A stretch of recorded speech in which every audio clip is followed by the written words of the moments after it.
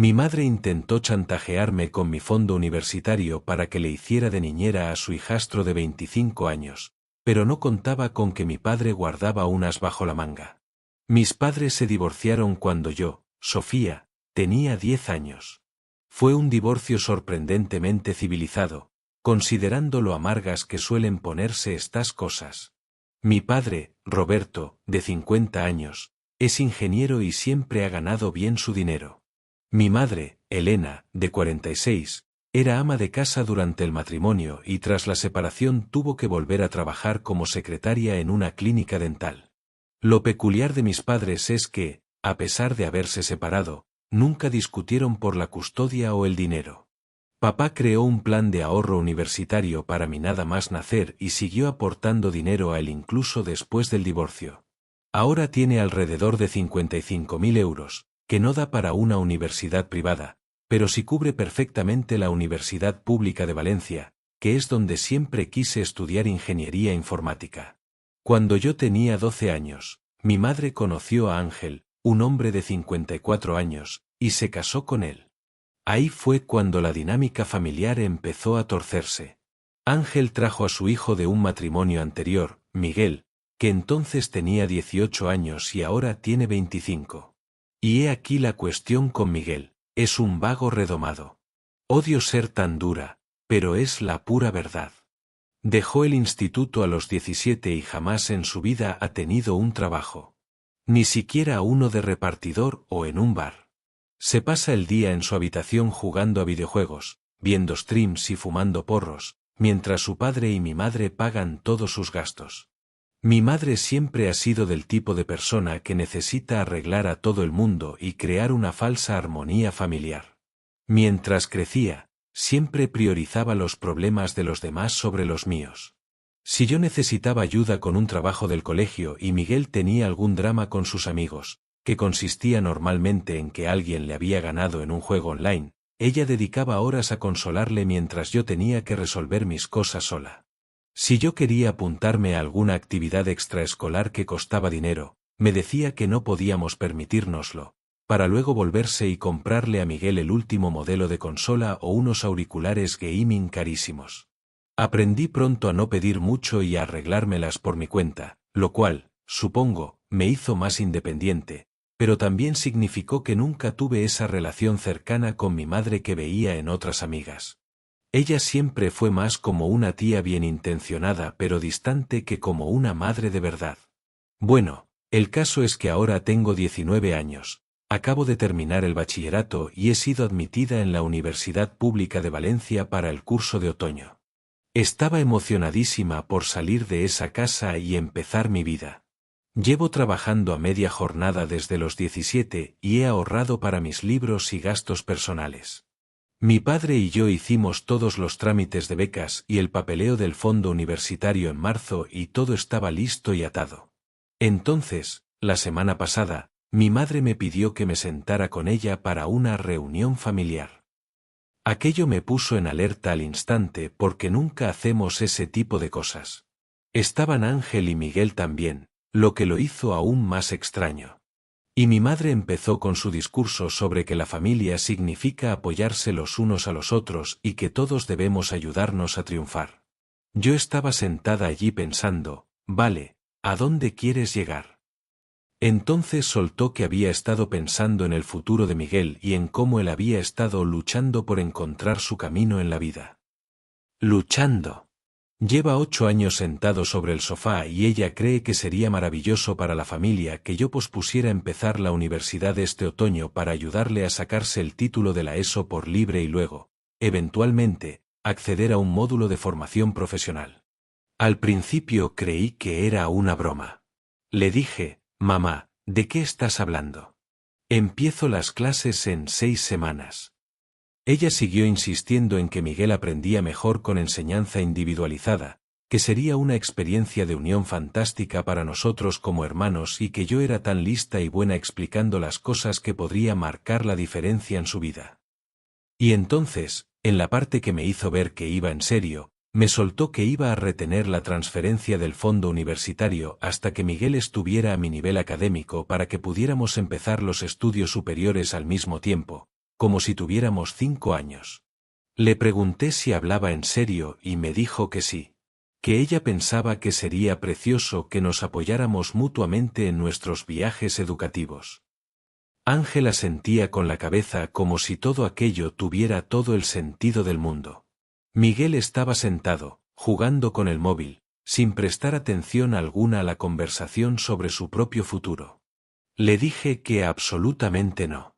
Que llevaba años planeando ir a la universidad, que ya me había matriculado, que tenía todo organizado y que no iba a poner mi vida en pausa por alguien que no se había molestado ni en terminar el instituto. Miguel alzó la vista del móvil y dijo con sarcasmo, «Vaya, gracias por el apoyo». Y entonces estallé. Le espeté, «¿Tú quieres apoyo? Llevas 8 años viviendo en esta casa sin pagar alquiler, mientras tu padre y mi madre pagan todo lo que quieres. No has tenido un trabajo en tu vida. No ayudas en las tareas de la casa. No contribuyes con nada a esta familia más que con dramas y gastos. ¿Por qué debería sacrificar mi futuro para que tú por fin hagas lo mínimo que la mayoría hace siendo adolescente?» Mi madre se pechó hecha una furia y dijo que era una cruel, que se suponía que debíamos ayudarnos y que Miguel tenía problemas de motivación y depresión. Yo le contesté, «Vale, pues entonces que vaya a un terapeuta y solucione sus propios problemas como hace todo el mundo. Yo no soy su madre, ni su profesora particular, y desde luego no voy a posponer mis estudios para arreglarle la vida». La discusión se convirtió en una pelea campal, con Ángel diciendo que era una desagradecida y mi madre llorando sobre que ella solo quería que todos tuviéramos éxito. Miguel volvió a su habitación sin decir nada más, porque Dios no permita que participe activamente en una conversación sobre su propia vida. Llamé a mi padre inmediatamente después y le conté todo. Se quedó en silencio un buen rato y luego dijo, «Ella no puede hacer eso». Y yo le dije, «¿Cómo que no? Ella controla el dinero del fondo ahora mismo». Y él me respondió, «En realidad, no. Ya no». Al parecer, cuando cumplí 18 años, el fondo pasó automáticamente a mi control. Mi madre solo tenía acceso custodial temporal para gestionarlo mientras era menor de edad. Ahora no sabía qué hacer.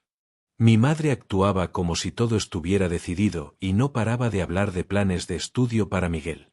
Había comprado un montón de libros de preparación para la prueba de la ESO y había despejado el comedor para convertirlo en una zona de estudio. Ángel no paraba de hacer comentarios sobre lo bonito que sería cuando su hijo por fin tuviera una educación y pudiera contribuir a la sociedad. Pero mi padre estaba furioso. Verdaderamente furioso. Me dijo que no había ahorrado dinero durante 18 años para que mi madre lo usara como moneda de cambio para arreglar la vida de su hijastro. Dijo que el lunes llamaría a su abogado para asegurarse de que mi madre no pudiera interferir en mis planes universitarios. Aún así, me sentía culpable porque mi madre parecía genuinamente convencida de que era lo correcto para la familia. Ella realmente creía que si yo sacrificaba 1 o 2 años de mi vida, todo saldría bien para todos. Pero también sentía que ella nunca había priorizado mis necesidades antes. ¿Por qué debería permitir que lo hiciera ahora? Y, honestamente, no creo que Miguel quiera ir a la universidad. Nunca ha mostrado interés por estudiar o aprender o hacer cualquier cosa que requiera esfuerzo. Creo que mi madre y Ángel solo quieren sentir que no fracasaron completamente como padres al permitir que malgastara su vida hasta ahora. Tal vez esté siendo egoísta. Quizás una buena hermana pondría a la familia primero. Pero yo me he cuidado de mí misma y he trabajado hacia mis metas durante años, y no puedo entender por qué debería renunciar a eso por alguien que nunca ha mostrado iniciativa para ayudarse a sí mismo. Bien, publiqué mi historia hace unos días y muchos me dijeron que mi padre debía involucrarse legalmente. Pues lo hizo, y ha sido una locura. El lunes por la mañana, mi padre llamó a su abogado a primera hora.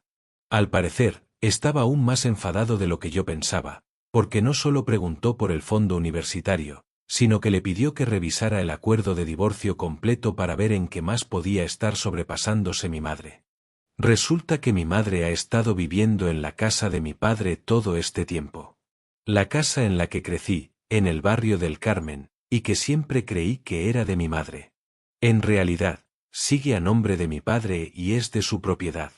Aparentemente, en el acuerdo de divorcio, a ella se le permitió vivir allí hasta que yo cumpliera 18 años y terminara el bachillerato, para darme estabilidad. Pero se suponía que debía mudarse después de eso. Y había una cláusula que estipulaba que si ella se volvía a casar, perdería el derecho a la vivienda. Pero mi padre nunca la hizo cumplir porque no quería alterar mi situación vital. Así que el abogado de mi padre le envió a mi madre una carta de requerimiento el martes, exigiendo que liberara inmediatamente todo acceso a mi fondo universitario y también informándole que tenía 30 días para desalojar la casa, ya que su periodo de vivienda custodial había terminado ahora que yo tenía 19 años y me había graduado. Mi madre me llamó sollozando, histérica, sobre cómo mi padre intentaba dejarla en la calle y cómo podía permitir que le hiciera eso a nuestra familia. Y yo le dije, mamá, intentaste retener mi dinero de la universidad. ¿Qué esperabas que pasara? Ella seguía diciendo que no lo estaba reteniendo, solo lo estaba guardando por el bien de la familia. Y yo le dije, eso es, literalmente, lo que significa retenerlo. Ángel llegó a casa del trabajo ese día y perdió la cabeza por completo cuando se enteró de la notificación de desahucio. Aparentemente, no tenía ni idea de que en realidad ellos no eran dueños de la casa. Mi madre le había estado diciendo durante años que la casa era suya por el acuerdo de divorcio. Así que no solo se estaba enterando de que tenían que mudarse, sino de que su esposa le había estado mintiendo sobre su situación durante todo su matrimonio. La discusión entre mi madre y Ángel fue demente. Él le gritaba que nunca se habría casado con ella si hubiera sabido que no tenía ningún bien a su nombre. Y ella lloraba diciendo que creía que mi padre nunca nos echaría por mi culpa. Miguel incluso salió de su habitación para variar, para ver qué era todo ese escándalo. Y cuando se lo explicaron, tuvo una rabieta sobre cómo su situación estable de vida estaba siendo destruida. ¿Cómo se supone que voy a concentrarme en sacármela eso si ni siquiera sé dónde voy a vivir? Dijo. Yo le espeté, tío, has tenido 8 años para sacártela eso y has elegido jugar a videojuegos. Tal vez no deberías culpar a los demás de tu falta de planificación. Mi padre vino el miércoles por la noche para hablar conmigo sobre los temas de la universidad y mi madre intentó acorralarle sobre el asunto de la casa. Le rogó que les dejara quedarse más tiempo, diciendo que no era justo castigar a Ángel y a Miguel por sus errores. Mi padre se mantuvo bastante tranquilo. Simplemente dijo que el acuerdo de divorcio era claro y que le había dado 3 años extra para que resolviera su situación de vivienda por mí. Pero ahora que yo era adulta, era hora de que cumpliera los términos originales. Ángel estaba escuchando la conversación al acecho en el pasillo y salió furioso, gritando sobre cómo no era justo que el exmarido de mi madre todavía tuviera control sobre su situación vital y que mi padre era un cabrón que intentaba destruir su familia. Mi padre solo le miró y le dijo, has estado viviendo en mi casa sin pagar alquiler durante 8 años mientras tu hijo no contribuía en nada a la casa. Tal vez deberías mostrar algo de gratitud en lugar de entitlement. Fue la vez que le vi mostrar más carácter y me sentí orgullosa de él por no dejarles pisotearle más. Así que ahora mi madre y Ángel están buscando un piso a la desesperada. Y Miguel está teniendo ataques de ansiedad diarios por tener que enfrentarse a responsabilidades del mundo real.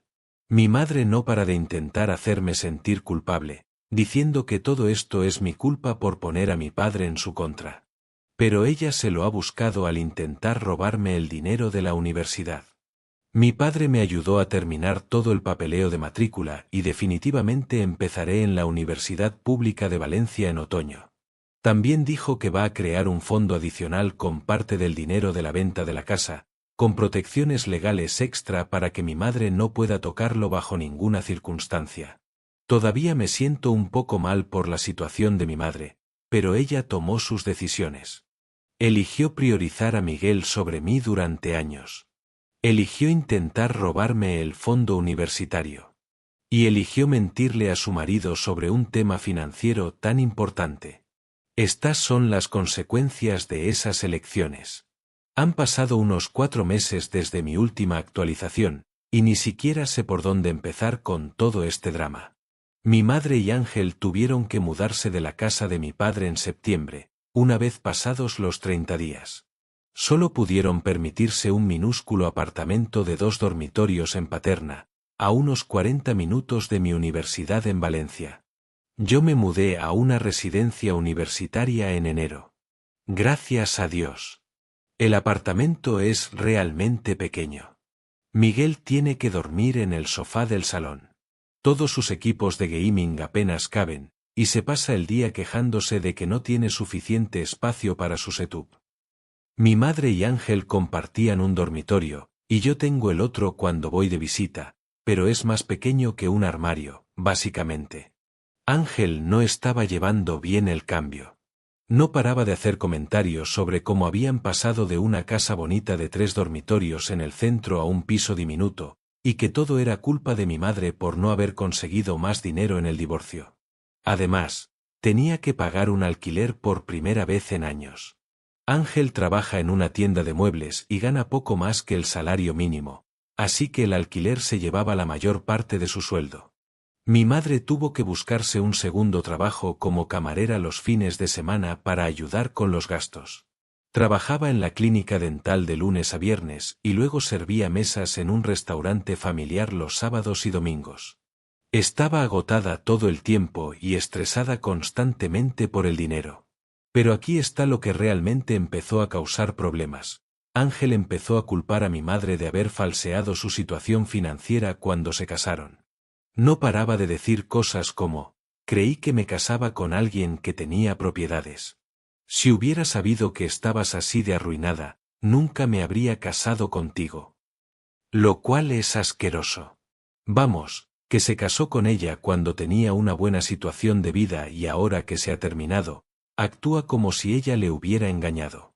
Miguel también era una pesadilla con todo el tema. En lugar de buscar un trabajo o hacer algo productivo, no hacía más que quejarse de que su vida estaba arruinada y de que no podía concentrarse en superarse en un ambiente tan estresante. Incluso llegó a decir que si mi madre le hubiera dado mi dinero de la universidad en lugar de intentar que le diera clases, él ya podría haberse mudado y empezado a estudiar. Lo cual es una locura porque, primero, ese dinero nunca fue suyo para darlo y, segundo, tiene 25 años. Si hubiera querido ir a la universidad, podría haberlo hecho en cualquier momento de los últimos 8 años en lugar de esperar sentado a que alguien le solucionara la vida. Mientras tanto, mi padre vendió la casa en diciembre por unos 40.000 euros por encima del precio de venta, porque el mercado inmobiliario estaba muy boyante. Se compró otra propiedad más pequeña cerca de su trabajo y usó parte de las ganancias para crear el fondo adicional que me había prometido. Este tiene aún más protecciones legales y mi madre, literalmente, no puede tocarlo bajo ninguna circunstancia. También aumentó mi asignación mensual para gastos universitarios, lo cual ha sido increíble porque puedo centrarme en los estudios en lugar de tener que trabajar tantas horas. Mi madre apenas habla conmigo. Cuando todavía vivía con ellos en otoño, me lanzaba miradas de dolor todo el tiempo, como si yo fuera personalmente responsable de destruir su matrimonio. Cuando intentaba hablar con ella sobre la universidad o mis clases, solo hacía comentarios sobre qué bonito debía ser poder dedicarme a mis estudios mientras su familia se desmoronaba. Me mudé a la residencia en enero y, honestamente, fue la mejor decisión que he tomado en mi vida. Me va muy bien en las clases, he hecho amigos, me he unido a algunos clubs y no tengo que lidiar con la tensión y el drama constantes en el piso de mi madre. Voy de visita a veces, pero siempre es incómodo porque todos actúan como si yo fuera la villana de su historia. Y Miguel todavía no ha empezado a prepararse para la ESO. Habla de ello a veces, como si fuera un gran objetivo en el que está trabajando, pero no ha hecho nada al respecto. Mi madre le compró todos esos libros de preparación en verano y no creo que haya abierto uno solo. Sigue poniendo excusas sobre que no puede concentrarse por la situación, o que necesita otros materiales de estudio, o que está esperando el momento adecuado para empezar. Creo que mi madre por fin está empezando a darse cuenta de que su plan para arreglar a Miguel nunca iba a funcionar, sin importar los sacrificios que hiciera. Pero en lugar de admitirlo, se atrinchera y actúa como si todos los demás le hubieran fallado a él, en lugar de ser él quien se ha fallado a sí mismo. En fin, esa es la actualización. A mí me va genial en la universidad y la verdad es que me encanta. Mi padre y yo nos hemos vuelto mucho más unidos desde que pasó todo esto. La vida de mi madre es un desastre, pero ella tomó sus decisiones. Solo espero que llegue a entender alguna vez que no se puede salvar a la gente que no quiere ser salvada. No planeaba actualizar, pero, Dios mío, esta situación no hace más que empeorar y necesitaba contárselo a alguien. Ángel presentó la demanda de divorcio contra mi madre el mes pasado. Aparentemente, 6 meses de tener que pagar un alquiler y lidiar con el estrés financiero en un piso minúsculo fueron suficientes para que decidiera que el matrimonio ya no merecía la pena. Mi madre está absolutamente destrozada. Nunca la había visto tan deshecha. Ni cuando se divorció de mi padre. Ella realmente creía que Ángel y ella estarían juntos para siempre. Y me ha estado llamando llorando, diciendo que él la abandona cuando más lo necesita. La cosa es que, no le falta razón para estar enfadado por el tema financiero. Mi madre básicamente le mintió sobre su situación durante toda su relación. Le dejó creer que la casa era suya. Nunca le dijo que mi padre seguía manteniéndola económicamente en cierta manera. Y nunca le explicó lo precaria que era realmente su situación de vivienda. Ángel le contó a la gente que mi madre había falseado sus bienes durante el matrimonio y que sentía que ella le había engañado sobre el tipo de vida que podrían construir juntos. Y, bueno, la verdad es que sí, lo hizo. Pero también es verdad que él estaba encantado de vivir del dinero de mi padre y sin pagar alquiler durante 8 años. Así que su indignación moral me parece un poco falsa. Pero aquí viene la parte realmente jodida. Miguel se ha vuelto completamente contra mi madre. Ahora, en lugar de estar agradecido porque ella intentó sacrificar mi futuro para ayudarle a él, la culpa a ella de haber arruinado sus posibilidades de tener una educación. No para de decir que ella debería haberme robado el dinero de la universidad directamente, en lugar de intentar que le diera clases, porque entonces al menos él habría sacado algo de ello. Han tenido discusiones tremendas, en las que él la acusa de ser demasiado débil para plantar cara a mi padre y conseguir lo que la familia necesitaba. Dice que ella debería haber luchado más por la casa y el dinero, y que el que sea demasiado buena es la razón por la que su vida se está yendo a pique. Da un poco de miedo lo furioso que se pone. Mi madre intenta defenderse diciendo que solo intentaba hacer lo correcto para todos y mantenernos unidos. Pero Miguel no quiere oírlo. Le dijo que es un fracaso como madrastra porque ni siquiera pudo proporcionarle una estabilidad básica, lo cual es de chiste viniendo de alguien que no ha contribuido con un solo euro a los gastos de la casa. Ángel se mudó hace 2 semanas y se llevó todo lo que era suyo, incluyendo muebles y cosas de la cocina. Mi madre tuvo que buscar a la desesperada cosas básicas como platos y una cafetera, porque al parecer la mayoría de esas cosas eran de él. Ahora tiene 3 trabajos para poder pagar el piso ella sola, su trabajo normal en la clínica, el de camarera los fines de semana y ha añadido un trabajo de limpieza por las tardes. Tuvo que vender su coche porque no podía pagar el seguro y la gasolina además del alquiler y los servicios. Ahora va en autobús a todas partes, lo que añade como 1 hora a su trayecto cada día. Cada vez que la veo en videollamadas o cuando voy de visita, parece agotada y ha perdido mucho peso porque está demasiado estresada para comer con regularidad. Miguel sigue sin trabajo y viviendo con ella. Sigue hablando de que se va a mudar pronto y a buscar su propio piso, pero no tiene dinero, ni trabajo, ni coche, ni un plan realista. Se pasa el día jugando videojuegos y quejándose de que su padre le ha abandonado y de que mi madre le ha arruinado la vida. Casi me da lástima mi madre en este punto. Sí, tomó decisiones terribles e intentó sacrificar mi futuro por alguien que no se lo merecía. Pero verla trabajar en 3 sitios para mantener a alguien que solo toma y nunca da nada a cambio es desgarrador. La semana pasada, por fin se disculpó conmigo. Me llamó llorando y dijo que se daba cuenta de que había estado mal intentar que pospusiera la universidad y que sentía haber priorizado las necesidades de Miguel sobre las mías. Dijo que verle echar la culpa a los demás de sus problemas mientras ella se mata trabajando para mantenerle con techo y comida, le había hecho entender que algunas personas simplemente no quieren ser ayudadas. No sé si estoy preparada para perdonarla todavía, pero se agradeció que reconociera su error. Era la primera vez en mi vida que admitía que se había equivocado en algo relacionado con la familia.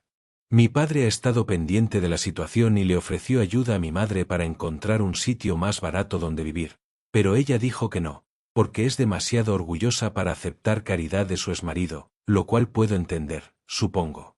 Pero, chica, te estás ahogando. Tal vez deberías tragarte el orgullo y aceptar un poco de ayuda. En fin, yo estoy terminando mi primer año de carrera y me va realmente bien. Es una locura pensar que hace un año, mi madre quería que renunciara a todo esto para hacer de niñera de Miguel. Hablando de él, sigue sin hacer nada para sacársela eso. Esos libros de preparación que mi madre compró están, literalmente, cogiendo polvo en una estantería. Cada vez que alguien le pregunta, tiene una nueva excusa. En este punto, creo que todo el mundo ha dejado de fingir que alguna vez va a hacer algo productivo con su vida. Bien, pensé que el drama había terminado, pero al parecer mi familia es un culebrón sin fin, porque ahora Miguel ha cometido fraude y la vida de mi madre está completamente destruida. Esto pasó hace unas semanas, pero solo ahora soy capaz de escribirlo. Mi madre me llamó llorando histéricamente y al principio no entendía nada. Al final, conseguí descifrar que Miguel le había robado las tarjetas de crédito y había acumulado más de 12.000 euros de deuda. Al parecer, llevaba meses usándolas sin que ella se enterara. Pedía cosas caras por internet, como componentes de ordenador y ropa de marca, y las hacía entregar en casa de amigos para que mi madre no viera los paquetes. También usaba las tarjetas para pagar Ubers a todas partes, en lugar de aprender a conducir o buscar trabajo como una persona normal. Mi madre no se dio cuenta de lo que pasaba hasta que intentó comprar comida y le rechazaron la tarjeta. Cuando revisó los extractos, vio todos esos cargos que no reconocía. Al principio pensó que era una estafa normal, pero luego vio algunas de las direcciones de entrega y se dio cuenta de que eran sitios donde su hijastro solía estar. Para cuando lo descubrió, él ya había desaparecido. Literalmente, se esfumó un día mientras ella estaba en el trabajo. Ninguno de sus pocos amigos sabía dónde estaba, o no querían decirlo. Y no contesta al teléfono. Simplemente cogió lo que pudo y dejó a mi madre con el desastre financiero que había creado.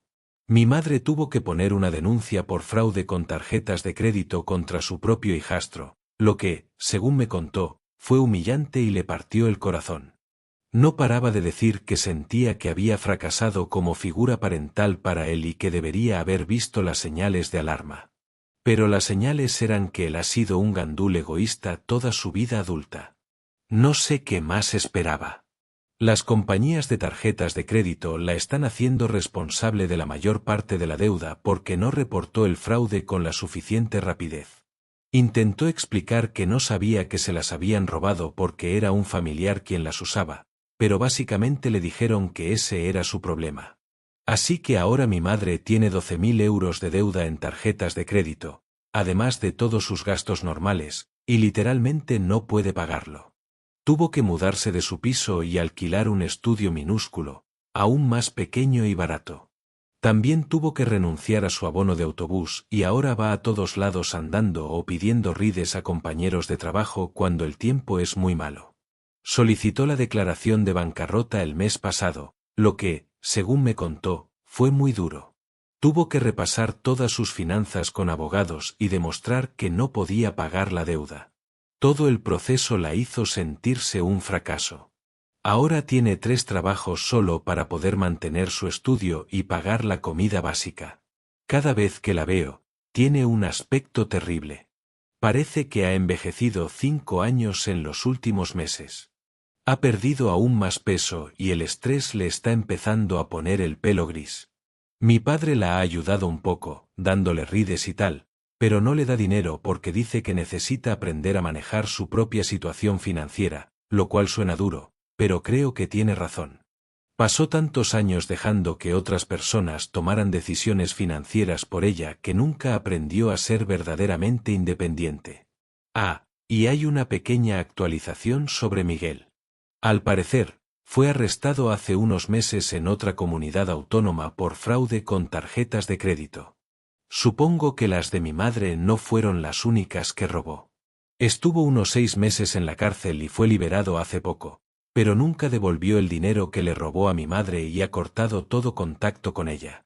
Mi expadrastro, Ángel, se ha vuelto a casar con otra persona y, por lo que sé, actúa como si mi madre y Miguel nunca hubieran existido en su vida, lo cual probablemente sea lo mejor para todos. En fin, esta es la actualización final. Creo que la vida de mi madre está bastante arruinada, pero se está reconstruyendo poco a poco y por fin entiende que no puede arreglar los problemas de los demás por ellos. Me siento mal por su situación, pero también estoy aliviada de no ser parte de ese drama anymore. La universidad es increíble y me alegro mucho de no haber dejado que nadie me convenciera para no seguir con mis estudios. A veces me pregunto qué habría pasado si hubiera cedido a la presión y me hubiera pasado 2 años intentando dar clases a Miguel. Probablemente no habría aprendido nada, habría malgastado 2 años de mi vida y luego también me habría robado a mí. Al menos de esta manera, solo mi madre salió perjudicada por confiar en alguien que no se lo merecía. Lección aprendida, supongo. No puedes ayudar a quien no quiere ayudarse a sí mismo. Y desde luego, no deberías sacrificar tu propio futuro por las ilusiones de otra persona sobre arreglar vidas rotas.